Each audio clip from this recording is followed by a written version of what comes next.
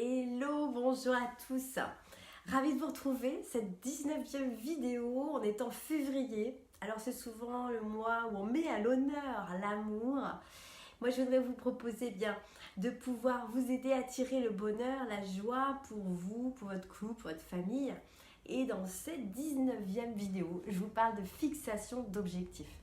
Je vous propose qu'on se penche sur cette aptitude à se donner des objectifs qui soient spécifiques, qui soient authentiques, qui soient atteignables et mesurables, des objectifs SAM.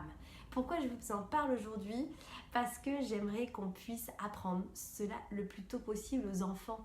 C'est pas forcément inné de se poser des objectifs et qu'arrivé à l'âge adulte, si on n'a pas appris à se poser des objectifs, on peut se sentir insatisfait, malheureux dans une vie qui ne nous convient pas parce qu'on se retrouve dépendant de l'extérieur. On a perdu notre pouvoir de co-création. Et vivre sans objectif, c'est un peu l'image d'être sur un bateau sans capitaine, sans cap. On peut se laisser porter par le vent plusieurs années, plusieurs décennies. Mais quand il n'y a plus de vent, quand il y a pétrole, on est à la dérive, voire en déroute. Donc l'objectif, c'est comme un moteur. On a besoin d'avoir ce moteur en nous, dans notre embarcation, pour avancer, pour cheminer vers un cap qui va nourrir notre épanouissement. Autrement dit, poser des objectifs, c'est activer cette faculté de co-création de notre vie, en interaction toujours avec ce qui se passe à l'extérieur.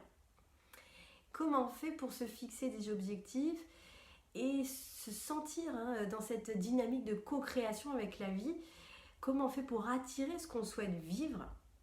Alors quand on est aidé, c'est toujours plus facile. Moi, pour vous expliquer ce que je fais dans mes accompagnements, ça se passe en 4 étapes. Première chose, c'est d'abord d'installer un espace de détente, un espace de sécurité, un espace de respiration puissante qui va libérer le mental des pensées limitantes et des empêchements.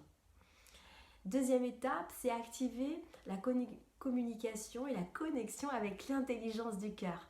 C'est ce qui va nous connecter à ce qui fait vraiment vibrer en nous, à ce qui nous amène de la joie, à ce qui nous donne du sens, à ce qui fait qu'on se sent contributeur dans ce monde. 3, c'est faire le tri et ensuite laisser émerger un plan d'action avec un objectif général et des objectifs de moyens qui vont être étalés dans le temps, à court terme, à moyen terme, à long terme. Ça va être très important.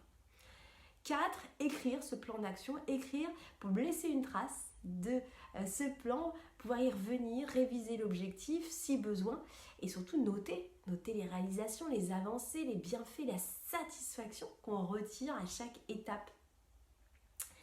Voilà, en bref, j'espère que cette vidéo elle vous a intéressé, peut-être aussi vous avez besoin d'aide pour fixer vos objectifs pour l'année qui vient, l'année 2023.